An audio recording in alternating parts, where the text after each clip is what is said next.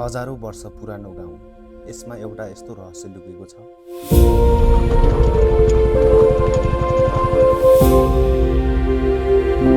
चारैतिर हिमालको काखमा बसेको सुन्दर तकसेरा गाउँ।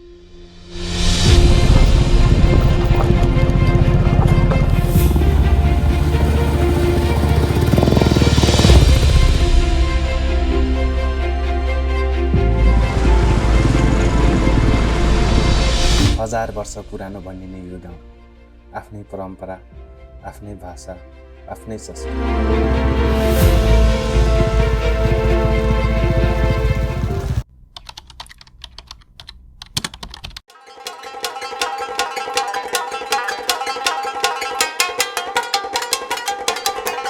हेलो साथीहरू, नमस्कार। स्वागत छ तपाईहरुलाई मेरो नयाँ एपिसोडमा। आज म लिएर जाँदैछु तपाईहरुलाई ढोरपाटनदेखि रुकुम पूर्व तकसेरासम्म।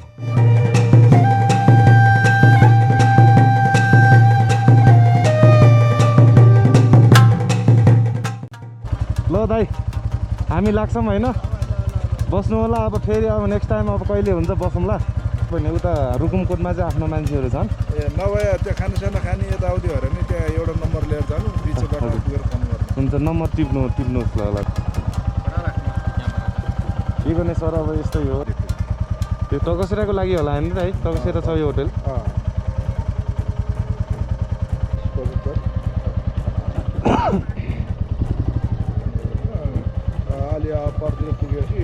कति किलोमिटर छ त यहाँबाट ठ्याक्कै तपाईँको तकसेरा पुग्ने? लगभग छ 30-35 किलोमिटर। 2 घन्टामा पुगिन्छ। ल दाइ, ठाउँ तपाईँको एकदम राम्रो लाग्यो दाइ। फेरि नेक्स्ट टाइम भेटौँला है त। ल सर भाइ, ल दाइ, इन्जोय गर्नुहोस् है। ल।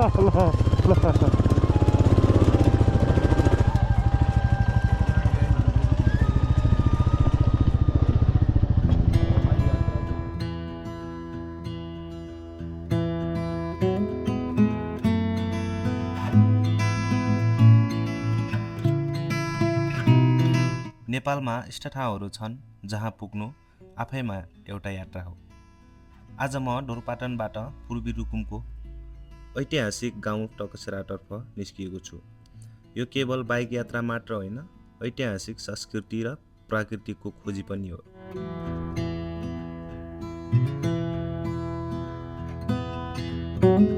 यो चाहिँ ढोरपाटन। अब हामी यहाँबाट हिँडिसक्यौँ। अहिले बिहानको कति ठ्याक्कै 9 बजिरहेको छ होइन?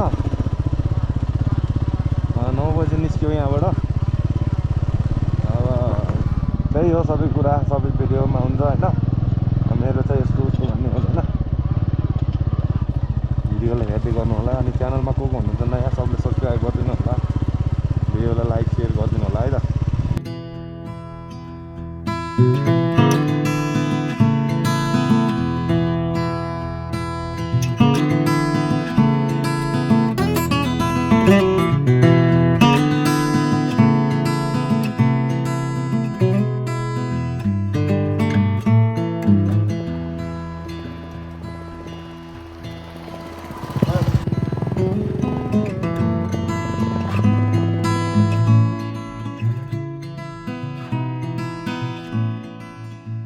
ढोरपाटन नेपालको सबैभन्दा चर्चित उच्च पहाडी उपत्यकामध्ये एक हो।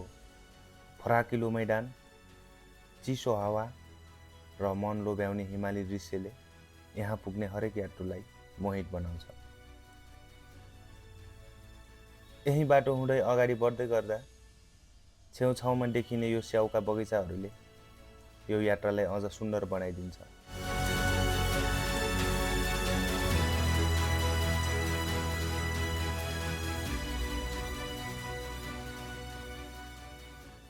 हो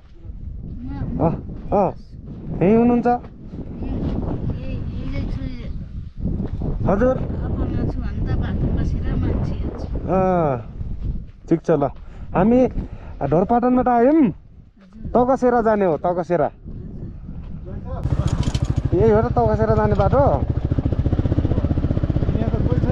भाइ, यहाँ तकसेरा जाने बाटो यही हो। अरू त्यो पारीको बाटो कहाँ जान्छ? तलै मिल्छ। यो चाहिँ मजा रहेछ है जेठान। फेरि यसको मेन ऊ भनेको अब यहाँ हुन्छ है के हुन्छ हुन त हुन्छ बबाले हुन्छ तर के हुन्छ अब खोला छाल छेउमै गएर रुकौँ एकछिन पहिला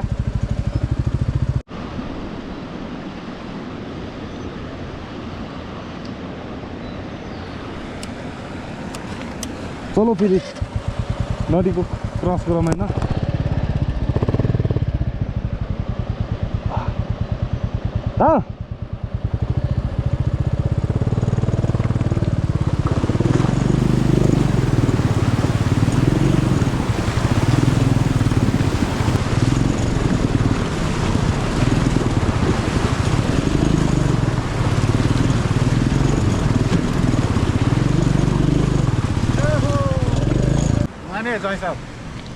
जुवाई साहबको यहाँ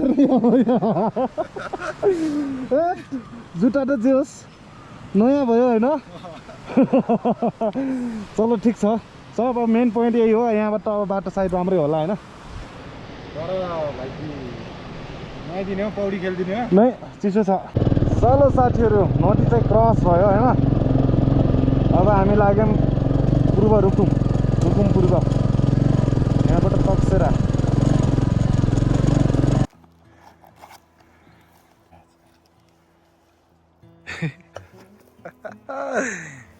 चलो फेरि जाम ओ भाइ यो बाटो एक्लै त नहिँड्ने पनि हुन्छ कि तपाईँ हिँड्न सकिहाल्नुहुन्छ जोरहान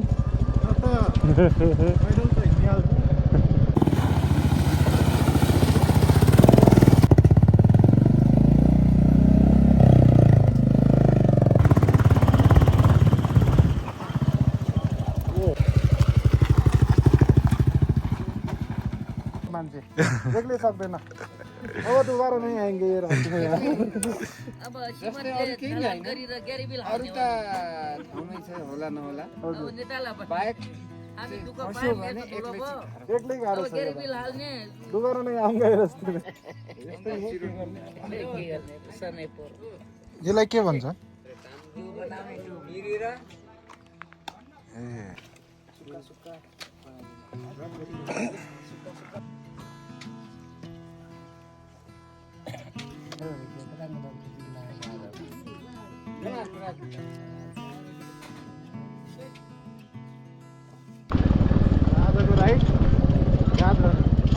आजको राइड चाहिँ यादगार हुनेछ भाइ अब होइन यार यताको छेरा यार यो भन्दा तल चाहिँ होला टकसेरा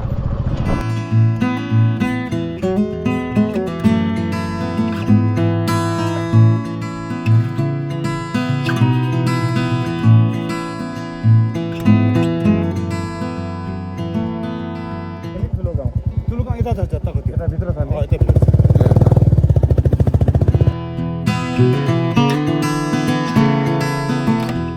यो हो तल्लो सेरा गाउँ पहाडको काखमा फैलिएको यो सुन्दर बस्ती बगिरहेको खोला र शान्त वातावरणले जो कोहीको मन जित्छ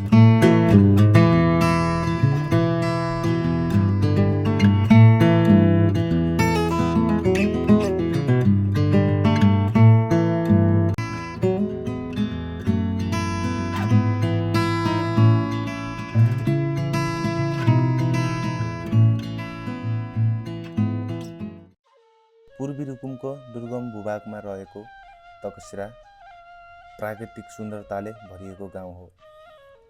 यहाँको जीवनशैली पहाडी संस्कृति र स्थानीय परम्पराले आज पनि आफ्नो मौलिकता जोगाइरहेको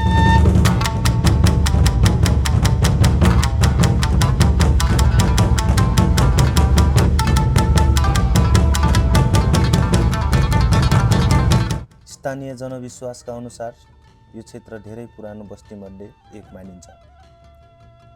यहाँ खाम मगर समुदायको बसोबास धेरै पुरानो समयदेखि रहँदै आएको छ। पुस्तौँदेखि पुस्तौँसम्म सुनाइँदै आएका कथाहरूले यस ठाउँको ऐतिहासिक पहिचानलाई जीवित राख्छ।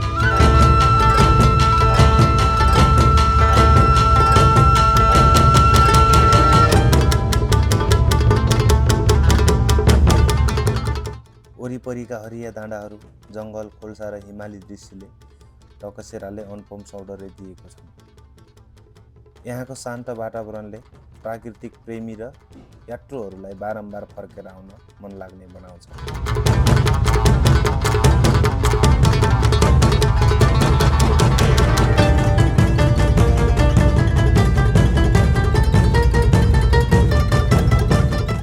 समय परिवर्तन हुँदै गए पनि तकसेराले आफ्नो मौलिक पहिचान जोगाइरहेको छ।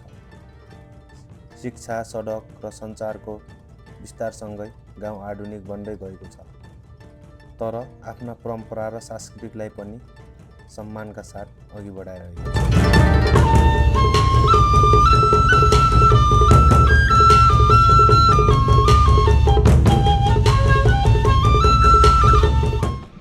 तो साथीहरू, यो हो तकसेरा।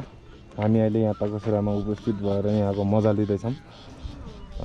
तपाईँहरू पनि कतिजना छुट्नु भएको छ, एकचोटि अवश्य भिजिट गर्नु होला। गाउँ चाहिँ एकदम राम्रो छ, यहाँ हेर्न सक्नुहुन्छ होइन। यो चाहिँ 1000 वर्ष पुरानो गाउँ हो भनेर सुन्न आएछ। यहाँ के हुन्छ कस्तो हुन्छ भिडियोलाई हेर्दै गर्नु होला, अनि च्यानलमा नयाँ को हुनुहुन्छ सब्सक्राइब गर्नु होला, अनि भिडियोलाई लाइक कमेन्ट गर्नु पर्यो, अनि आफ्नो साथीहरूलाई सेयर गरिदिनु होला है। अब यस्तै भिडियोहरू लिएर म सधैँ उपस्थित नै भइरहन्छु। त्यही हो सबै कुरा होइन त। भिडियो त हेर्नु पर्यो होइन। फेरि एउटा कुरा के भने अब साथ सपोर्ट चाहिएको छ तपाईँहरूको मलाई, सबै कुरा त्यही होला। लगाइज त हामी निस्किन्छौँ अब यहाँबाट खाना खाना।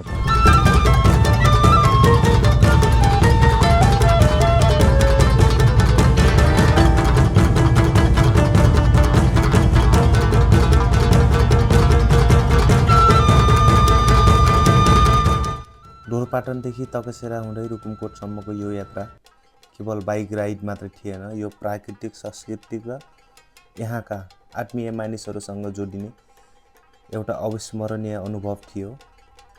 यदि तपाईँलाई यो यात्रा मन परेको छ भने भिडियोलाई लाइक गर्नुहोस्, च्यानलको सब्सक्राइब गर्नुहोस् र नेपालको यस्तै लुकेका सुन्दर ठाउँहरू यात्रा गर्न हामीसँगै जोडिनुहोस्। अर्को यात्रामा फेरि भेटौँला। धन्यवाद। जय नेपाल, जय